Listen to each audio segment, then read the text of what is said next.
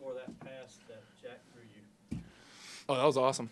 Yeah, I caught it and I was ready to dunk it. I was hoping nobody came behind me, and I was just ready to dunk it as hard as I could.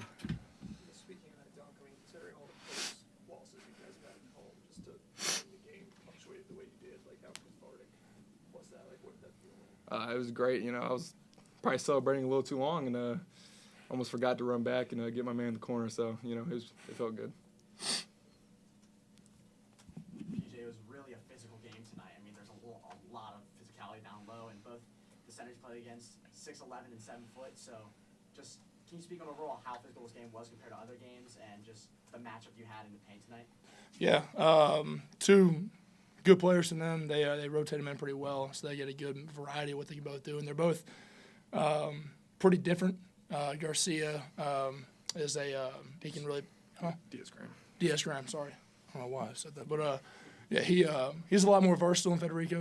Federico's a lot more of a get behind you lob guy, and so it's completely two different looks. So you got to really be on your toes. But I enjoy physical games and having to bang a little bit down low and stuff. So it worked in our favor to be able to kind of go inside tonight and let our guards find us inside too. What do you think about Josh's performance in the second half? It was awesome. It was awesome. Yeah, whenever he sees a couple go through, he can do some special stuff.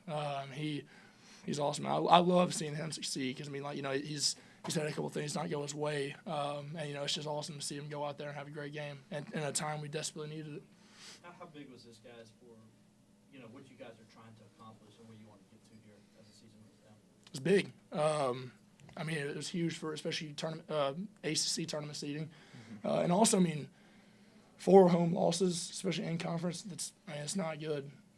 Last year we lost 1, and that 1 probably would have got us in the tournament, would have been a quad run win against Miami. And so, 4 home losses is not up to our standard. So making sure that we finish this season out right is what we're really focusing on. Henson entered this game among one of the best scorers in the ACC. You guys did a good job limiting the 6 points. What was the game plan behind that? Heck, I didn't guard him.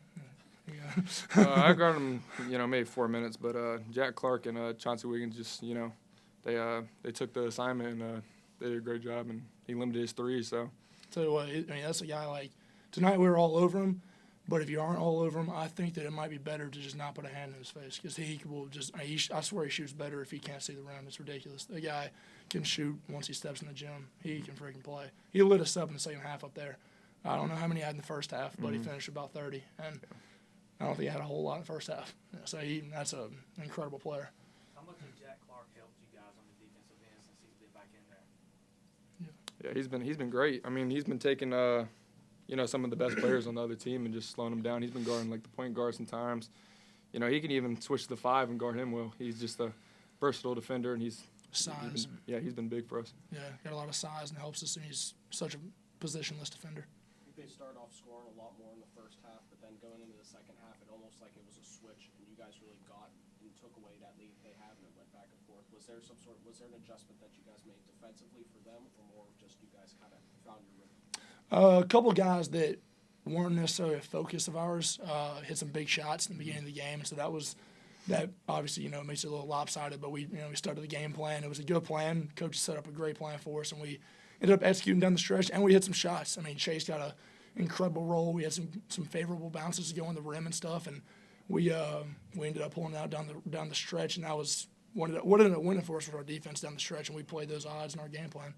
What kind of a role has Godfrey and Beadle both? They kind of come in, and especially Beadle late in the second half, kind of had a few standout plays that was like knockout blows or back after back. How important has their role been increasing throughout the season? One thing for Beadle, when he comes in late and someone who's guarding him has been playing for about 4 or 5 minutes straight, dude is a ball of energy, and good luck trying to stay in front of him. And so, then you have R.J. Godfrey, who's just, a bully. He looks like a tight end playing out there.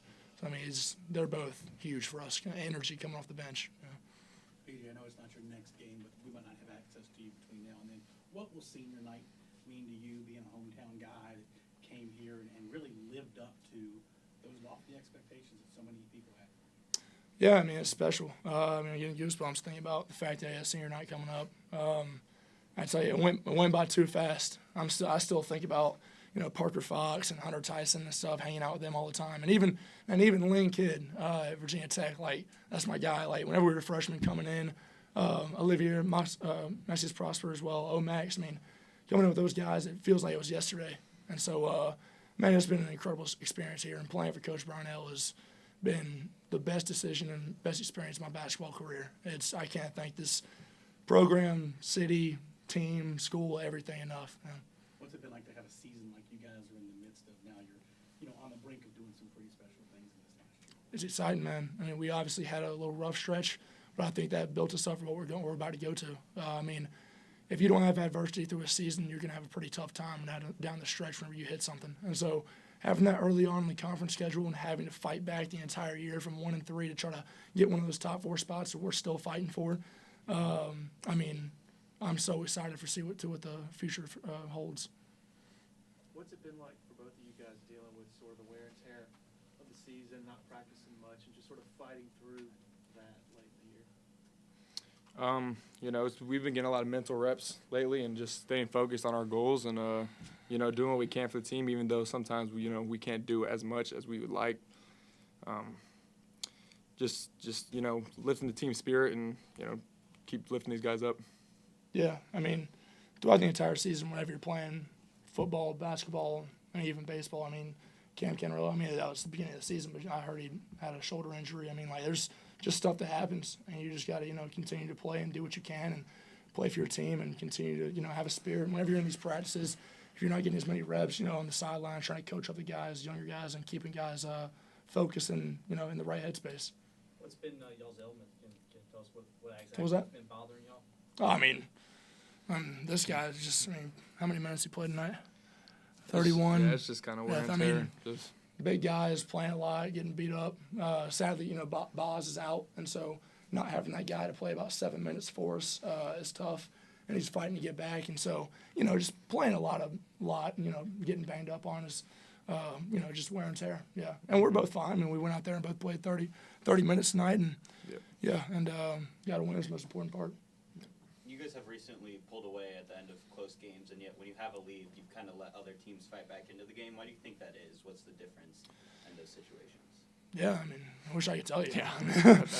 I mean, there's been a couple times that, looking back on it, mental errors. I mean, I still can't believe I fouled Sternovit on a three-pointer with 1:08 left in the game. Then I'm thinking like, oh, we're good.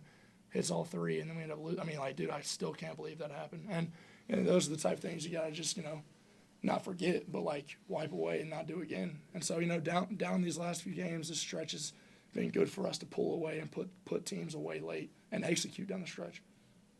Any more questions for these guys? Ian, tonight marks your 13th game with double-digit rebounds, including 8 double-doubles. Last year you only had 1. You've really made a stride and improved this year. Can you put that to your off-season work, maybe in-season as well? What can you attest to being this good throughout the year? Part of it is kind of just, Hunter Tyson used to grab every rebound. Last year he would grab every rebound. So I think just the off-season work and just getting in shape and, just working on being more vertical. Like, I'm not as big as these guys, but, I jump up and get the ball, boxing out and, just wanting it more. It's also having a freaking dog in you. And tell you what, not a lot of people have that like Ian Schieffelin. It's fun to play with. Thanks.